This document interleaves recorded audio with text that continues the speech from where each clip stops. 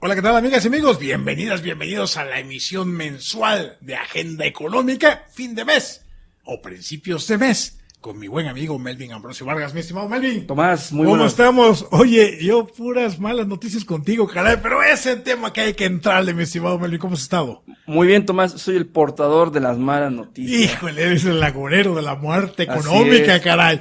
Pero bueno, estamos ya finalizando este mes. ¿Y cómo te ha ido, Tomás?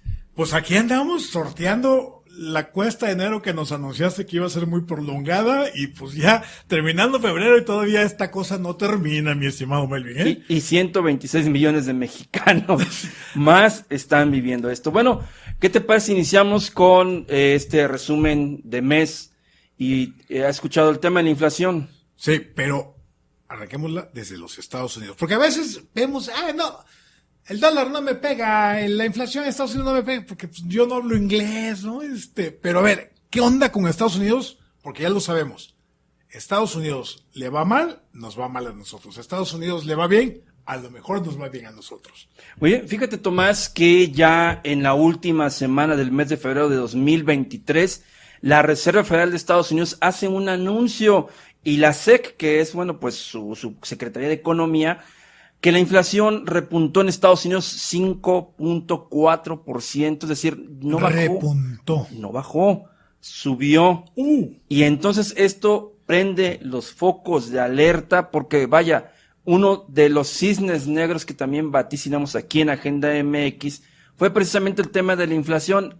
Tomás, la inflación no cede, sigue siendo un problema persistente y si nuestro vecino, primer socio comercial de México, anuncia que tiene un repunte en la inflación más una amenaza de recesión económica. O sea, ¿la amenaza de la recesión sigue ahí andando como fantasma en Estados Unidos? Definitivamente, porque a raíz del anuncio del aumento de la inflación, empezamos a ver que la Reserva Federal de Estados Unidos va a volver a incrementar la tasa de interés interbancaria de equilibrio. Necesitan enfriar la economía. Es correcto, Tomás. Y no solamente eso, sino que han tenido muchos descalabros. Uno de ellos principalmente el tema del huevo, donde pues como ya sabemos ha tenido una escasez muy fuerte por la gripe aviar. No es por el frío.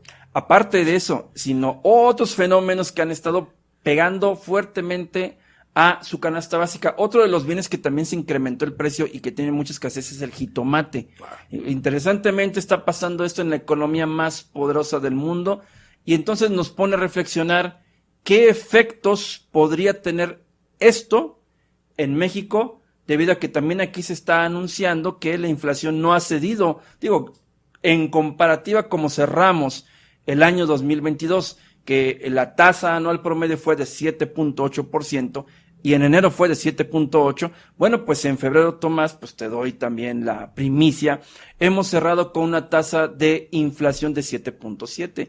Y los titulares nos dicen, se ha moderado la inflación y digo, una décima de punto, pues eso no es moderación, Tomás, y te lo explico en términos muy sencillos. 4 productos de la canasta básica son los que han empujado el indicador de la inflación en febrero. Número 1, y muy importante, el huevo. Así como en Estados Unidos, aquí en México, de lo que más ha aumentado de precio es el huevo. Número 2, el pan.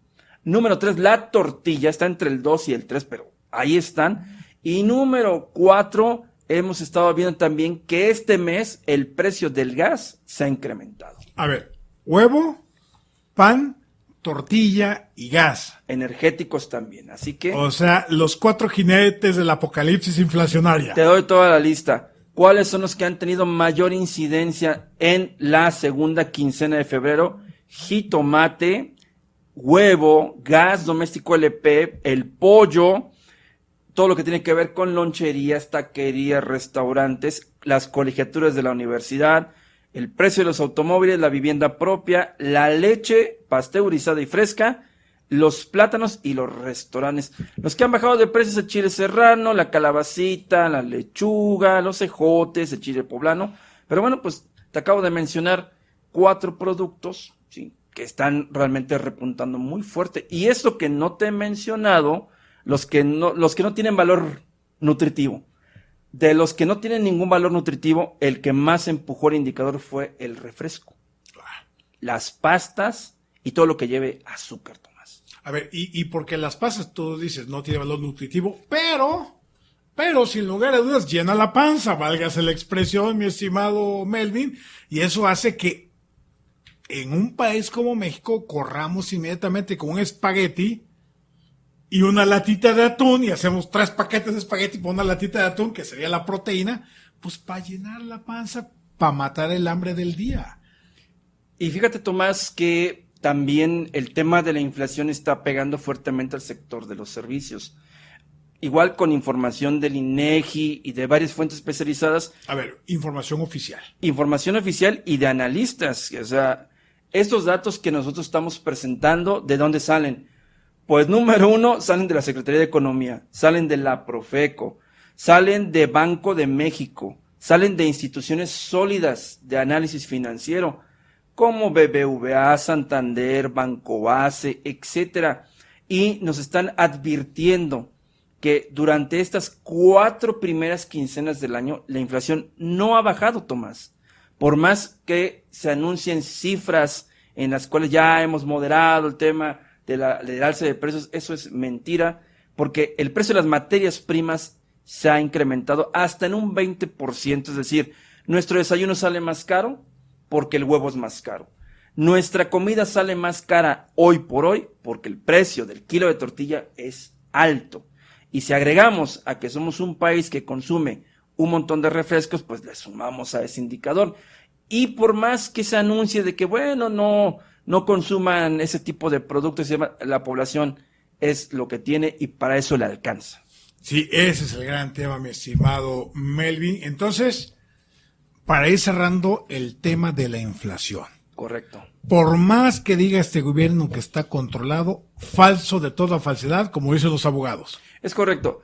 Si realmente viéramos una bajada en los precios, no estaríamos observando esos fenómenos como el incremento del precio del huevo. Así de sencillo, mira, la ANPEC publicó también en la primera quincena del mes de febrero que el huevo se estaba incrementando entre 1 y 2 pesos por día, ¿sí? Vaya, simplemente nosotros consultamos los precios promedios de las centrales de abasto del país y específicamente Veracruz ha tenido un incremento en su precio del kilo de huevo hasta de 50 pesos y más. O sea, el día de hoy un cono de huevo está entre 100 hasta 120 pesos. Y me dicen, no, es que yo he encontrado de 80, sí, pero hablamos de promedios nacionales. Claro. Incluso la Profeco menciona que se sancionarían los establecimientos que vendieran el kilo de huevo a 60 pesos. Algo que, bueno, pues no está sucediendo, no está aplicando, porque al día de hoy tenemos un huevo caro. No, y además no puede sancionar la Profeco porque no hay límite de precios, o sea, ley de la oferta y la demanda.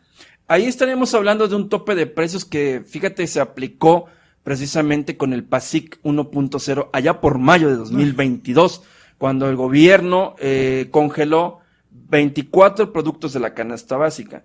Pero llegamos a la cifra de agosto de 2022 con la tasa de inflación más alta en 22 años, 8.6%, y ahí sí tuvieron que negociar con Walmart, con Chedraui, con Soriana, con Huevo San Juan, con todas las que Choco, etcétera, que producen carne de res, de pollo y de cerdo.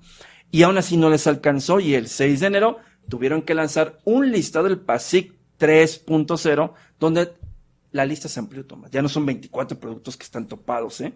Es una lista enorme, y lo que se espera ahorita para el inicio de marzo es que vuelvan a actualizar la lista y vuelvan a topar precios.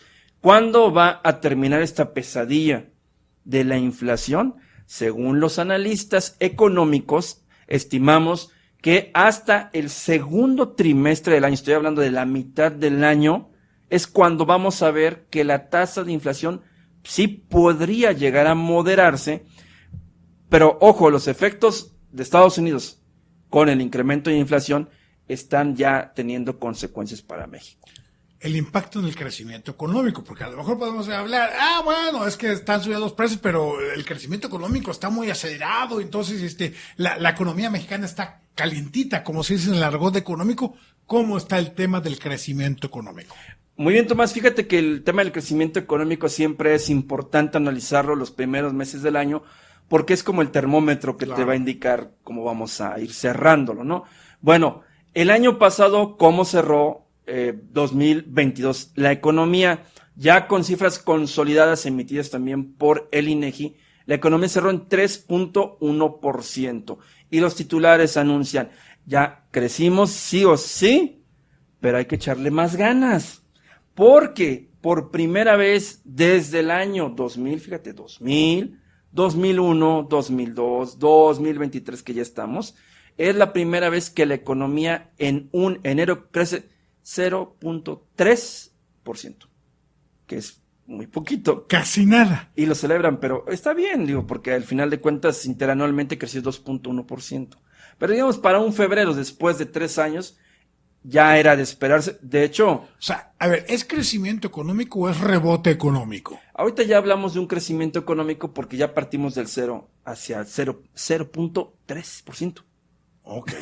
3, o sea, no es el 1%, Tomás. O sea, No es el 3, marginalísimo. No es el 1, no es el 6%, no. O sea, la economía ahorita está igual, más chiquita o ligeramente mejor que diciembre de 2018.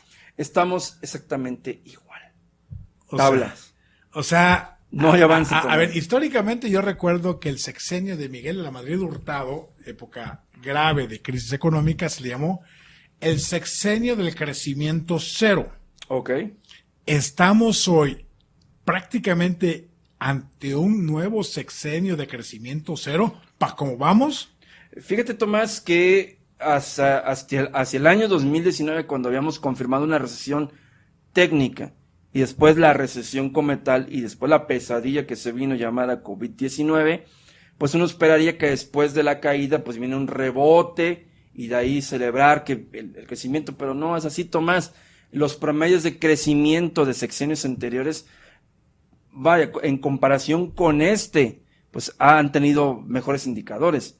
Ahora bien, este 3% que estamos llegando prácticamente al 2022, no le va a alcanzar sumando todos los años que hemos tenido esa administración para llegar por lo menos a este 4% que se ha anunciado, que dicen, bueno, llegaremos a la meta del 4%.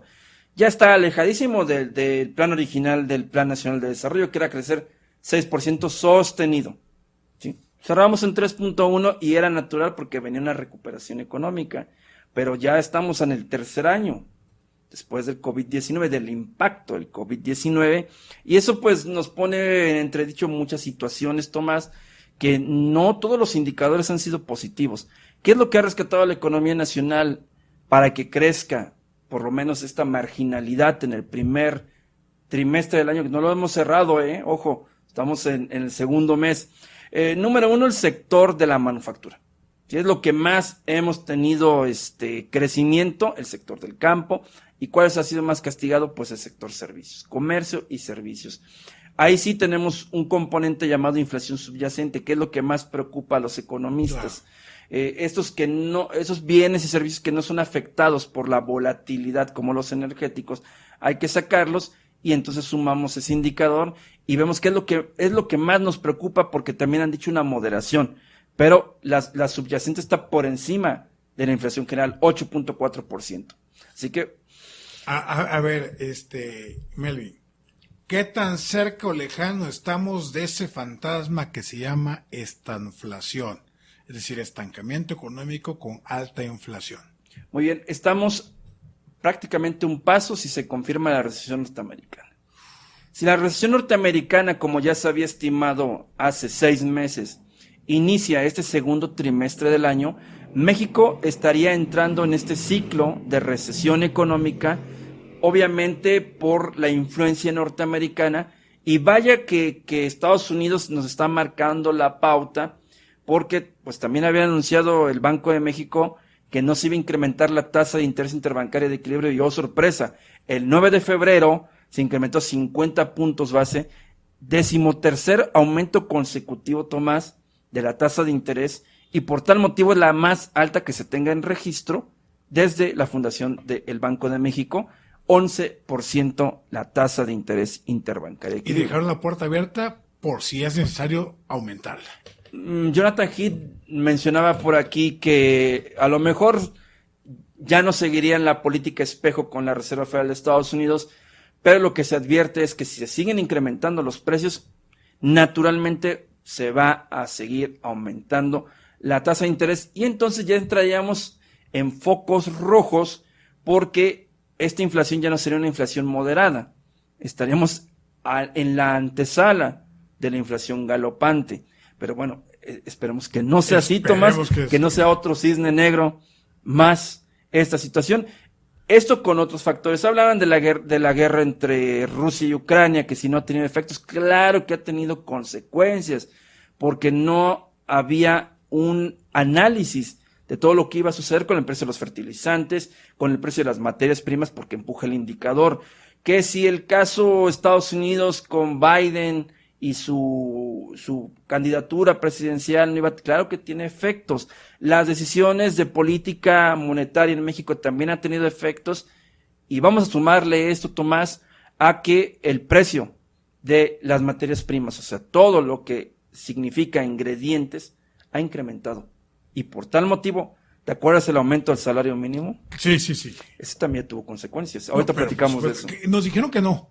Nos dijeron que no iba a tener consecuencias porque, digo, y lo vuelvo a decir, el aumento del salario siempre va precedido de la imagen de la justicia social. Digo, no es que esté uno en contra de que las y los trabajadores ganen o ganemos más o mejor. El problema es cuando tenemos presiones inflacionarias, el efecto que puede causar aumento de salarios de manera por decreto, porque al presidente se le ocurre que hay que subir sin mayor estudio socioeconómico, ni macroeconómico, ni nada. ¿Qué impacto ha tenido en estos incrementos salariales?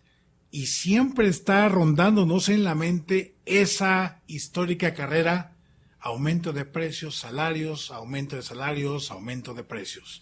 Muy bien, fíjate que a raíz del aumento del 20% del salario mínimo, surgen varias preguntas.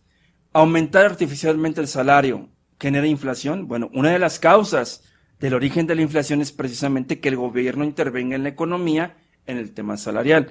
Y eso tiene un nombre, se llama efecto faro. Claro. El efecto faro es alumbrar a la distancia que el salario va a resolver todos los problemas del país. Y entonces ahí es donde presionamos a que los demás sectores económicos que posiblemente tengan este beneficio del salario mínimo, pues también inviten a que muchos aumenten los precios. Tenemos una tasa de inflación que ronda en 7.7% y se aumenta el salario un 20% si estamos por encima de la inflación, ¿sí? Pero fíjate que por ahí un estudio que publica el Observatorio del Trabajo Digno, que también está muy interesante, y pregunta, ¿cuál es un salario digno en nuestro país? ¿Y qué tipo de categorías de salario hay? Bueno, pues te voy a comentar. Esas categorías de salario que publica el Observatorio de Trabajo Digno es la siguiente: sin salario suficiente. ¿Quiénes ganan menos de 10,000 pesos al mes? ¿Cuántos mexicanos ganan menos de 10,000 pesos al mes? Es un porcentaje enorme. Salario de sobrevivencia, de 10,000 a 15,000 pesos al mes. Salario digno, esta palabra está muy interesante, este concepto, de 15,000 a 20,000 pesos al mes. Pues ahí. Y salario alto, mayor a 20,000 pesos. ¿Quiénes ganan entre 15,000 a 20,000 pesos? Solamente 2 de cada 10 mexicanos. O sea, 20%. Llegarían al tope de 15,000 a 20,000. Tomás, fíjate que esta es una situación que es muy interesante desde el punto de vista de lo que nos han platicado, que el salario mínimo. Mira, el salario de más de 8.4 millones de personas que están registradas ante el Instituto Mexicano del Seguro Social, 8.4 millones no alcanzan a pagar la canasta básica. Y ahora viene un listado más interesante. Hay una serie de estados, ¿sí?, que no alcanzan a comprar ni siquiera 2 canastas básicas, o sea, su población. Sinaloa, Oaxaca, Guerrero, Durango, Michoacán, Puebla, Nayarit, Chiapas, Tlaxcala, Quintana Roo, Veracruz. Y entonces esto ya nos empieza a poner entredicho, bueno, y el aumento del salario resuelve los problemas. No necesariamente por el efecto faro. O sea, suena bien, pero en la realidad real, la realidad económica, productiva, mi estimado Melvin, con esto que estás comentando, el aumento del salario ha mejorado la calidad de vida y de compra de las y los mexicanos. No, Tomás, porque tenemos el efecto de la inflación. Y lo podemos poner con ejemplos muy, muy sencillos y que son fáciles de asimilar por una población que diariamente está consumiendo productos que están con un precio bastante alto. Hace 2 años el kilo de tortillas estaba en 10 pesos. ¿Sí? Al día de hoy el kilo de tortilla está en 20 pesos. ¿Sí? Primer bien de la canasta básica que no ha bajado en todo un año. De todo lo que hemos platicado, el huevo a veces sube, a veces baja, pero el que no ha bajado es el precio de la tortilla. Entonces, o sea, ya se instaló en los 20 pesos para exactamente, una familia que dispone de 4 miembros tiene que hacer un consumo, fíjate, en las mañanas de comprarse medio cono de huevo en 50 pesos, más 20 pesos, que eso es su kilo de tortillas, bueno, ya son 70 pesotes, Tomás. Le vamos a agregar ahí 30 pesitos entre verduras, entre que si se compra un refresco no se lo compra, no le va a alcanzar para el refresco. Y el aceite, exactamente. Y el gas y... Estamos hablando que ya una familia en promedio de 4 miembros medio alimentada, ¿sí? Tiene que gastarse unos 100 o 120 pesos solo en la mañana, ¿sí? Multiplicamos. 100 en la mañana, 100 en la tarde, 100 en la noche, son 300 pesos. 300 por 5 días, ¿sí? Son 1,500 pesos. Este salario de subsistencia es una realidad porque estamos hablando que esta familia tendría que alimentarse solamente si tomo los 5 días de la semana, no los días que se consumen carnitas y todo eso. 5 por 4 son 20, ¿sí? Y estamos viendo que semanalmente se van a gastar 1,500 pesos esa familia al mes. Solo en alimentación se está gastando 6,000 pesos. Solo 6,000 pesos. Significa que dentro de nuestra categoría de salarios estamos viendo que está por debajo del salario de subsistencia. Ojo, no confundir con la línea de la pobreza extrema. Sí, sí. Ese es otro estudio. Y de hecho, Coneval también me llama mucho la atención porque publicó que se redujo la pobreza laboral. Digo, ¿cómo mágicamente, después de un aumento de precios tan altos, disminuimos la pobreza laboral? ¿Qué es la pobreza laboral? Las personas que no pueden acceder a la canasta básica, cuando el estudio me está diciendo que por lo menos 23 estados me indican que no pueden comprar la canasta básica a sus habitantes. O sea, al final del día estamos jodidos y va para peor. Por lo menos vamos a estar así en esta situación un mes más, Tomás. Digo, y aquí no es que demos malas noticias, sino que aquí analizamos objetivamente no porque nos guste, sino porque es lo que hay. Porque es una realidad. Uno pensaría que porque aumentó el salario se iban a resolver los problemas, la respuesta fue no. También hay otra cifra muy interesante que publicaron precisamente hace unas semanas, de que se había generado la mayor tasa de empleo en un diciembre. Y eso es real, pero no me dicen si esos empleos que se crearon están dentro de esos salarios de subsistencia. Entonces, bueno, pues muy buen indicador, pero ahí hay que compensar con la productividad. Claro. De lo que más se quejan precisamente los empresarios. Entonces, aumentar el salario trajo muchas consecuencias. Una de ellas es el aumento de la inflación, aunque muchos lo desestiman y dicen, no es cierto. Una de las causas siempre ha sido el aumento artificial del salario, genera siempre presión hacia los precios. Entonces, súmale todo lo que hemos platicado. Costo de materias primas, incremento del precio de los energéticos, y que a pesar de que hay un PASIC 1.0, 2.0, 3.0, la inflación no baja. Y como dijera Teofilito, ni bajará. Oye, justamente antes de iniciar la grabación de esta agenda económica, recibí un mensaje de una muy querida amiga mandándome una, entre comillas, información sobre las bondades del superpeso, bajo la idea de que la economía está muy bien porque tenemos un superpeso tema que ya hemos hablado aquí en reiteradas ocasiones y que por lo tanto, dada esta circulación, casi puedo presumir de infodemia o de fake news, pero que sigue circulando, mi estimado Melvin, y qué mejor a ti que después de esto que hemos estado comentando, que son los datos duros, que nos duele muchísimo recibirlos, y en todo esto que has venido comentando, ¿qué papel positivo, si es que lo hay, nos trae el famoso superpeso como para que haya personas que sigan presumiéndolo como un éxito de este gobierno? Muy bien, fíjate, Tomás, que hay que ser bastante objetivo respecto a este concepto técnico llamado el superpeso. ¿Qué es el superpeso? El superpeso es un tecnicismo que nos indica que el tipo de cambio, o sea, dólar norteamericano versus peso mexicano, se regula y que entonces llega a niveles en los cuales presenta cierta estabilidad, es decir, no fluctúa a la alza. Fíjate, por aquí Jessica Roldán, analista de Finamex, menciona lo siguiente: estamos en un mal equilibrio. Para mí el nivel por debajo de 18 pesos con 70 centavos es problemático porque esto causa vulnerabilidades. Gerardo Esquivel también menciona en su Twitter, allá en la primera quincena de febrero de 2023, el tipo de cambio se sigue apreciando, está en 18,50, muchos piensan que eso es siempre bueno. Sin embargo, no lo es para todos, porque, por ejemplo, los receptores de remesas son los que reciben menos pesos que envían a sus familiares. Entonces, fíjate, todo el mundo celebra el superpeso, principalmente las grandes esferas, ¿no? Oye, pero ¿quiénes son los beneficiarios del superpeso, Tomás? Solamente los grandes conglomerados. Claro. Ahora, eso sí es cierto, la cifra de las remesas es histórica, más de 58 mil millones de dólares, una cifra espantosísima, pero que también celebran, digo, yo no sé por qué celebrar el envío de remesas cuando no es un acierto del gobierno, nunca ha sido un acierto que expulses población a una economía donde sí hay empleo. Entonces, eso solamente me refleja que hay más personas trabajando allá porque aquí no hay empleo. Entonces, ese es un tema crucial. ¿A quién puede beneficiar a un superpeso? Pues solamente a las personas que importan cosas, porque les cuesta menos traer mercancía de otro país.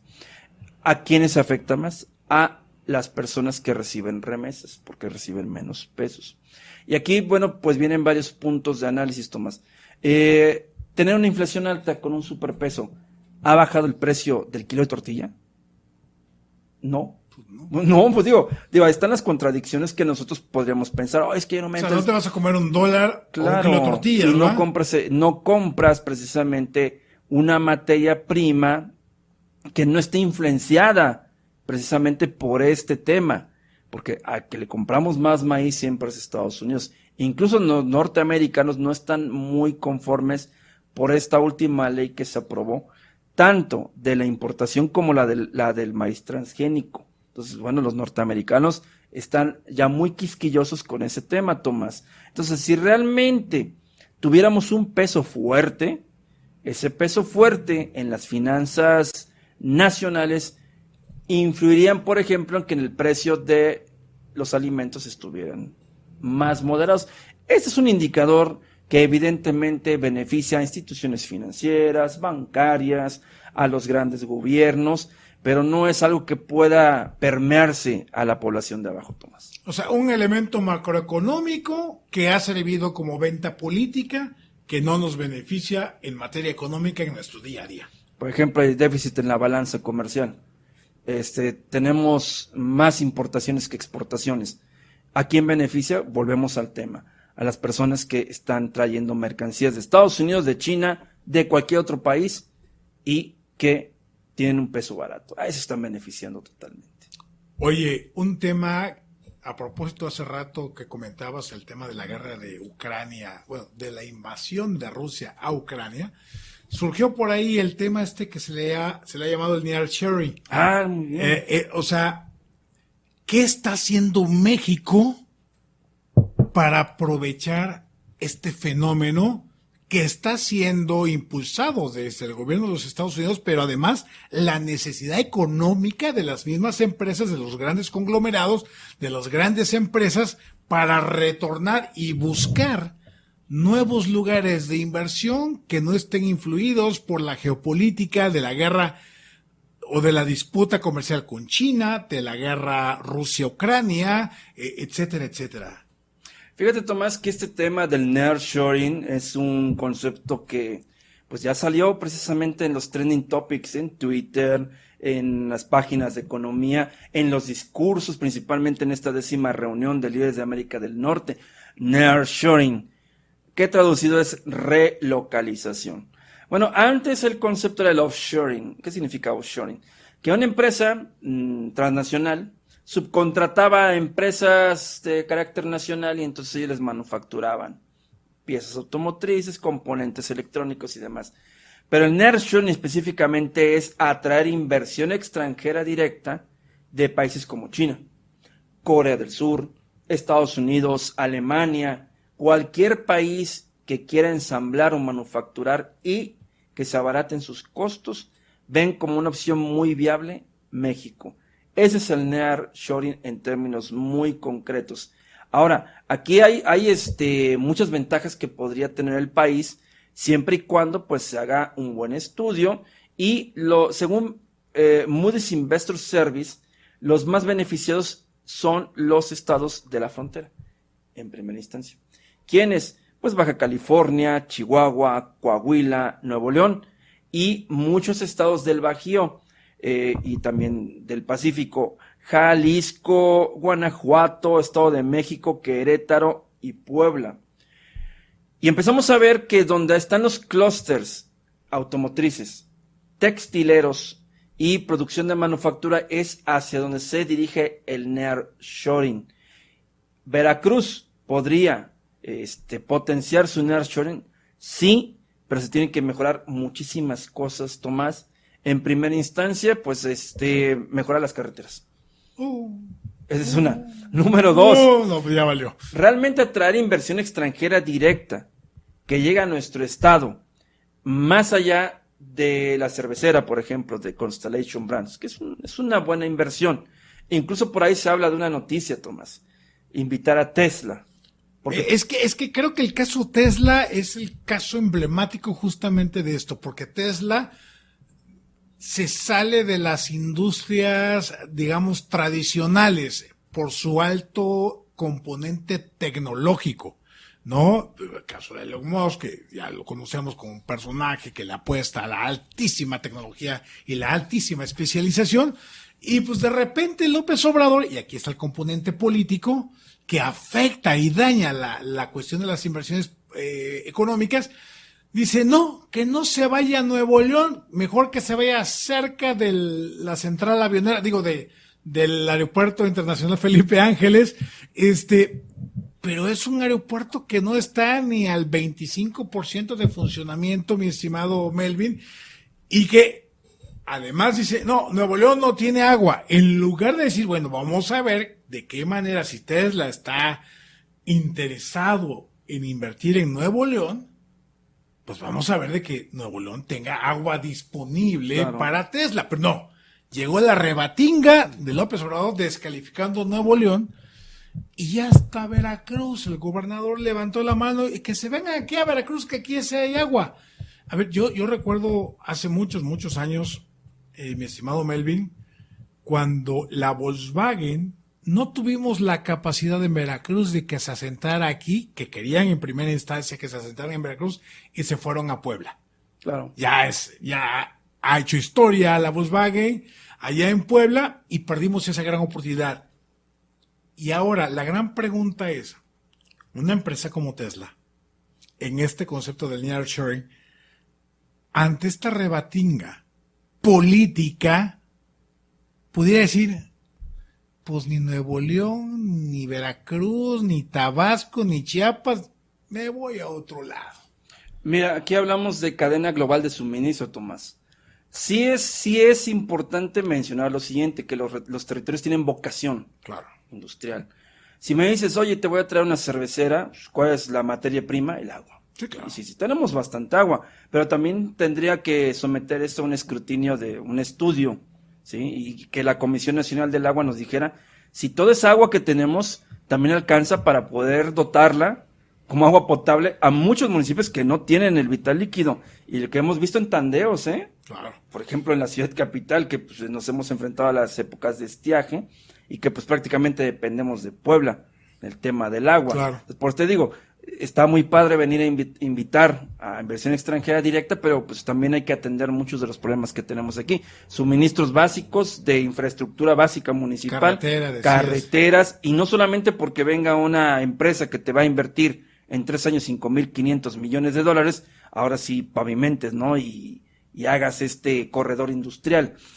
Entonces, ahí sí puedes eslabonar fácilmente una industria como la cerveza, porque pues hay bastante agua, ¿no? Pero algo que tenga que ver con ensamblaje de autos autónomos y que prácticamente estamos hablando de litio, acero, aluminio, etcétera. Dicen, bueno, pues ahí está Tenaris Tamsa, ¿no? Ahí tenemos acero. Sí, pero veamos el ejemplo Puebla y el ejemplo Querétaro.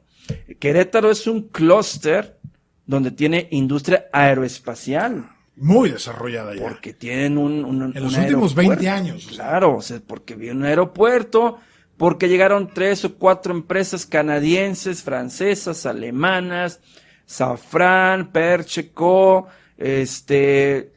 Bombardier, y entonces, fíjate, el clúster aeroespacial fue uno de los que se estableció en Querétaro. Industria también relacionada con ensamblaje de camiones, autopartes. Ahí no, en Querétaro no se ensamblan autos ligeros, se ensamblan autos como camiones, tractores, volteos y todo lo que tiene industria. Y autopartes, ¿sí? Niveles tier 1, 2 y 3. Y Volkswagen sí tiene un clúster que es totalmente de ensamblaje de autos compactos, también de camiones y demás. Pero fíjate, veamos simplemente lo que ha pasado en los últimos años, Tomás. Las plantas automotrices no se han establecido en el sur-sureste. Digo, solamente hablando como un dato estadístico, sin contradecir ninguna una versión de que vengan e instálense en Veracruz. Muy bonita la invitación y eso, qué bueno que Constellation ya está aquí en Vargas, pero eso no significa que porque haya agua, una empresa que ensambla automóviles se venga a Veracruz. La última empresa que se instaló en México fue Volkswagen y se creó en San Luis Potosí. ¿Sí? La última que fue de reajustes de la Mercedes-Benz está en Puebla. ¿Sí? Las empresas chinas han buscado a Querétaro, ahora están apuntando las inversiones hacia Sonora, ¿sí? Hacia Chihuahua, hacia el tema del litio. Un auto como el auto de Tesla consume demasiado de esta materia prima, componentes eléctricos, etcétera, etcétera. Así que yo creo que los candidatos no van a estar en el sur-sureste. Si es que Tesla volteara a ver a México, lo más probable, por infraestructura, por conexión, por integración al clúster, sigue siendo Bajío y norte del país, a pesar de que no haya agua. Pero sí tiene una distancia más corta hacia el mercado norteamericano. Y si la política les afecta a la inversión, terminarán por decir, ahí nos vemos. Y más si existen altos niveles de inseguridad, Ahí deuda está. pública, inseguridad, inflación. Dicen, ¿sabes qué? Hay que pensarlo unos cuantos años antes de mover tanto dinero. Y aparte, pues obviamente que esos autos no son de consumo nacional, son de exportación. O sea, se ensambla aquí y eso va a ir a consumirse a Estados Unidos, a Europa. Lo mismo que Constellation Brands, el primer embarque va a ser en 2024 y va a ir a Galveston. O sea, es cerveza de consumo norteamericano. Excelente. 2,000 puestos de trabajo que se van a crear directos. Lo celebramos. Y 10,000 indirectos. Venga la inversión extranjera directa y que se vea realmente, porque no hemos visto mucho avance. Ahorita te vamos a dar los indicadores de Veracruz. Exactamente. Vámonos ya a la recta final de esta agenda económica con el caso de Veracruz. ¿Cómo vamos en este febrero de 2023 en el preámbulo recta final casi de este gobierno estatal? Muy bien, fíjate, iniciamos primero con el indicador nacional, crecimiento económico, 3.1%, ya cerrando el año 2022. La meta era crecer 4.5%, bien, pero le hace falta echarle muchas ganas. Esto con información del portal México, ¿cómo vamos? Creación de empleos formales, 111,699 en enero. Y bueno, pues esos son los que se han registrado ante el Instituto Mexicano del Seguro Social. No sé si esos empleos están dentro de un empleo de subsistencia. Ojo, ahí con este indicador. Y pues la inflación 7.76% en la primera quincena de febrero y pues prácticamente la segunda. Los especialistas de Citibanamex dicen que va a cerrar entre 7.8 y 7.7. Inflación, ¿cómo está? Alta. Sí. No hay otro concepto. Ay, quizá moderado, que no. El kilo de tortilla sigue estando en 20 pesos y el kilo de huevo está en 50. Eso se le llama inflación. Punto. Y bueno, pues la inversión ha sido en el monto de 21.4% del Producto Interno Bruto. Hay muchos más datos a nivel estatal, nacional, pero voy con los estatales. ¿Cómo vamos en crecimiento económico? Bueno, ya vimos que nacional vamos. Sí, en nacional estamos fea la situación. Veracruz. Pero bueno, pues 3.1%. Veracruz en el tercer trimestre 0.7%. Ni siquiera alcanzamos la media nacional. Ni siquiera la media nacional. Oye, Tomás, pero es que se vienen grandes inversiones y tuvimos una gran inversión en Anchital y en Veracruz. Digo, bueno, pero ¿por qué no despega? ¿Por qué no vemos el indicador que se repunte? ¿Por qué no hay una mayor creación de empleos?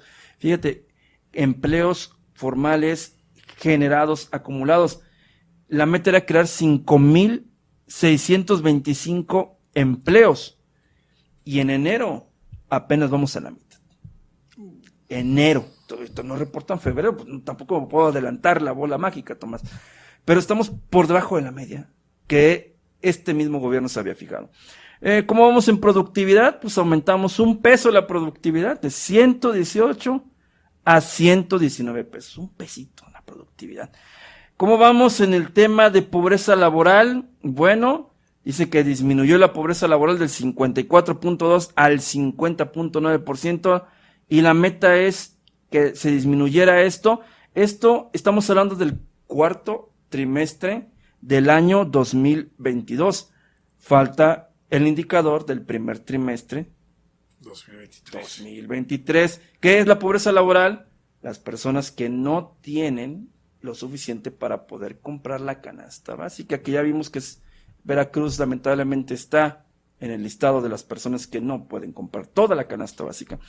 Como vamos en tema de informalidad, 60% de informalidad todavía, entonces no hay mucho avance 6 ahí. de cada empleo están en la informalidad. Están en la informalidad. Sin seguro social, sin nada. Y dentro de los que están en la formalidad también hay un gran porcentaje, 8.4 millones de mexicanos, que también no les alcanza para comprar completamente la canasta básica. En tema de deuda pública, pues seguimos igual, 2.6% del Producto Interno Bruto se está renegociando para poder seguir teniendo línea de crédito. Las calificadoras nos califican bien, o sea, debe, pero es buen pagador. Ahí es una fórmula más macroeconómica. Seguimos estando endeudados más de 20 años, Tomás. Por más que le movamos por aquí y por allá, son términos muy elegantes al final de cuentas. Oye, pero es que le manejo las finanzas. Claro que sí. Y por eso tenemos una buena calificación crediticia, pero sigo siendo un deudor. Claro, no importa si estás pagando puntualmente, el asunto es que no hay inversión que te genere mayores ingresos tributarios como gobierno que te permita ir solventando de mejor manera tu deuda. Y seguimos pidiendo más para seguir operando. Pero es algo normal ya en esas administraciones, Tomás. O sea, raya más alta. De todas maneras, nadie nos va a auditar y eso, pero adivina, y como te lo dije también en la última entrega, ¿quién va a pagar esa deuda? Nosotros, Tomás, nuestros hijos y sus hijos. Porque estamos hablando de una deuda a muchos años, estoy hablando 20 años, son 2 generaciones, Tomás. Y van a ser el próximo año y seguirán siendo 20 años y 10 años más y seguirán siendo 20 años hacia adelante. El próximo sexenio muy probablemente va a analizar y va a decir, pues no te preocupes, te pagamos lo que sea deuda, pues extiéndeme otra línea de crédito. Y los bancos, nada tontos, van a decir, no te preocupes. Mientras seas un buen pagador, yo te sigo calificando bien. Y al final de cuentas, pues estamos trabajando con deuda. Y hasta donde sabemos, operar con deuda sigue siendo muy riesgoso. Híjole, mi estimado Melvin, ¿con qué vamos cerrando esta agenda económica mensual? a nivel nacional, a nivel de Veracruz. ¿Vamos bien o nos regresamos? Muy bien, Tomás. Fíjate que ya después de haber atravesado el mes de enero de 2023 y que advertíamos que la cuesta de enero iba a ser la más profunda, confirmamos, ya finalizando febrero de 2023, la cuesta se prolongó hasta febrero y muy probablemente se va a prolongar una quincena más en marzo. Entonces, esa es la primera conclusión que tenemos el día de hoy. Número 2, sí se crearon empleos. De hecho, por ahí se publica que la tasa de desocupación bajó en diciembre de 2022. Ahora, el cuestionamiento es, ¿cuántos de esos empleos de los 110,000 que se crearon están dentro de un salario de subsistencia? Un salario en el cual, pues apenas pueden percibir menos de 10,000 pesos. Número 3, ¿te alcanza para comprar la canasta básica? Bueno, pues los 4 productos que más han aumentado de precio es el huevo, el pan, la tortilla, y de ahí pues energéticos, productos como el jitomate, como el chile serrano, etcétera, cosas que los mexicanos consumen diariamente. Entonces, no estamos hablando de que el control de precios haya funcionado. El PASIC 3.0 no ha tenido los efectos que se esperaban. Estoy hablando del de 6 de enero. Ya los otros pues ya quedan en el pasado. No ha habido avance. Y nearshoring, sí, aprovechar las oportunidades siempre y cuando se mejoren las condiciones de infraestructura. Y eso tiene que ver también con dotar a los municipios de mayor participación para que todos estén involucrados en el nearshoring. El nearshoring no es una insignia política ni de que, aquí, vénganse porque aquí tenemos un montón de agua. Primero, dota de agua a las comunidades que lo requieren y ya después vas y se lo ofreces a empresas muy, muy grandes.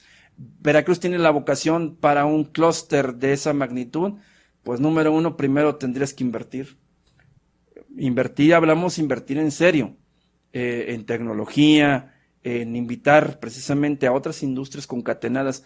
Al día de hoy, Tesla vería con más sentido invertir en Querétaro o incluso en Nuevo León, porque la distancia de los mercados y los clústeres están más desarrollados ahí. Y por último, ¿cómo vamos en indicadores del estado de Veracruz?